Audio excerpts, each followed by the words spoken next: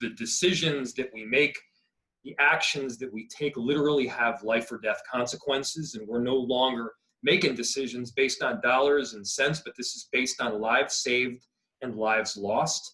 And because of that, the work that you all are doing, the advocacy, the support, the direct work in shelters, it will make a difference. So I know that this is tough right now. I know that in many cases, there's a lot of pressure that needs to be alleviated, whether it's in our shelter system or otherwise, but like, this matters. This matters to a lot of people. And so I just want to tell you how much we appreciate you. I'm a believer that housing is a right.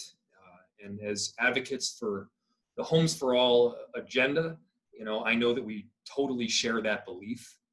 And it's so we need more funding for shelter. There is no question. There is no question about it.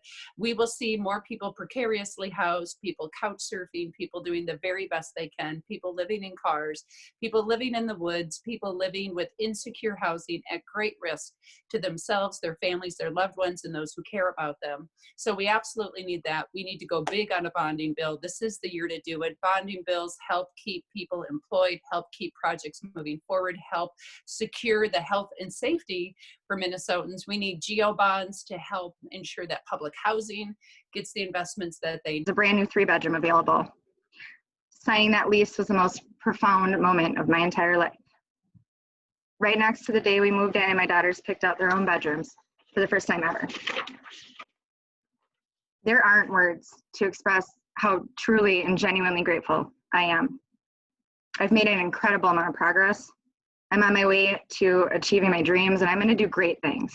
I'm raising 3 fierce little women who have an independent, strong, driven, sober, and healthy mother to look up to because we have a safe and stable home of our own. For a more permanent space and solution to be offered. I very much support the state's assistance and your backing of the state's involvement in passing a strong bonding bill this session that includes housing and housing infrastructure bonds for an emergency shelter. Because while we put up that 30-bed shelter, the county only opens it for a few months a year. We need something year-round, and we need something that's not people sitting on top of each other, and that's room, obviously, for more than 30 people. So there is such a great need for affordable housing on each of the 6 tribal reservations that make up the tribal collaborative that members of our great nations are forced to move from their homelands that were maximum capacity, and we are forced to turn people away. With the current public health and economic crisis, though, our state must deepen its commitment to affordable housing more than ever before. When I applied for affordable housing, I waited over 2 years to get to the top of the list. In the meantime, my son and I slept on the couches in my mother's basement. I struggled with the notion that there's people without families who cannot help them like how my mother helped us. I am one Minnesotan who was blessed to receive affordable housing. Once I settled into a home of my own, I decided to go after education. Because of affordable housing, I did achieve an education, which was a dream of mine as a little girl. I achieved an Associate's of Liberal Arts and a Bachelor's of Science in Social Work. I brought my degree. To you today as the current chair of the Minnesota NARO Legislative Committee, advocating on behalf of our 154 member HRAs across the state. We are asking the legislature to provide general obligation bonds to support public housing rehabilitation across our state. Public housing rehab funds are used for major capital improvements to address health, safety, and energy efficiency projects, and the need is great. Between Black and white populations in the areas of police brutality, wealth, achievement, income, ownership, which, as well as health and opportunity, all exacerbated by COVID-19, which is disproportionately negatively impacting Black Minnesotans in all areas, as well as leading to our death.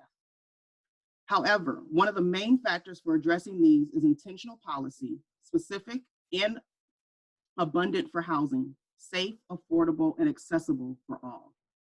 Thank you, Homes for all that you have done. And I cannot ask enough to pass the bonding bills as proposed by Homes for All.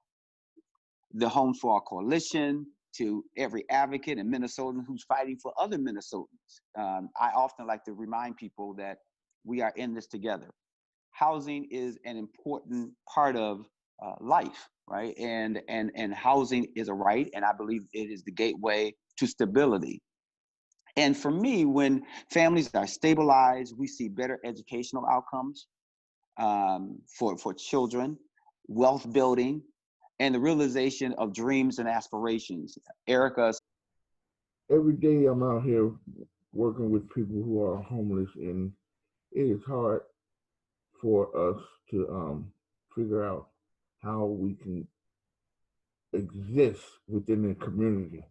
And that's what we all would like to be, a part of the community, so that we can feel as though we have a community to depend on and to help.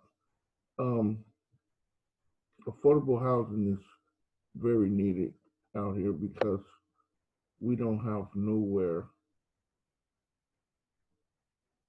to set our roots and to We have more projects that are shovel ready, but for final funding.